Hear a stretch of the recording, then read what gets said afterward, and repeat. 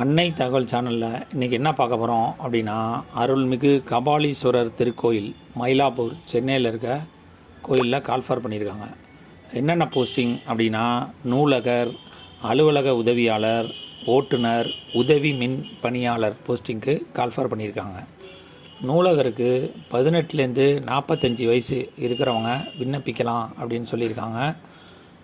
Degree bachelor of library science முடித்தவங்க விண்ணப்பிக்கலாம். அலுவலக உதவியாளருக்கு 18லேருந்து 45 வயசு இருக்கவங்க விண்ணப்பிக்கலான்னு சொல்லியிருக்காங்க.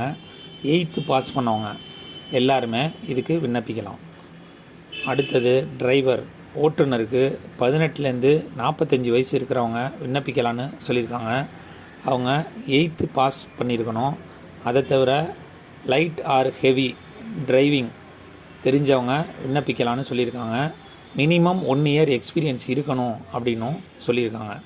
கடைசியாக உதவி மின் பணியாளர், இதுக்கு 18லேருந்து 45 வயசு இருக்கிறவங்க விண்ணப்பிக்கலாம்.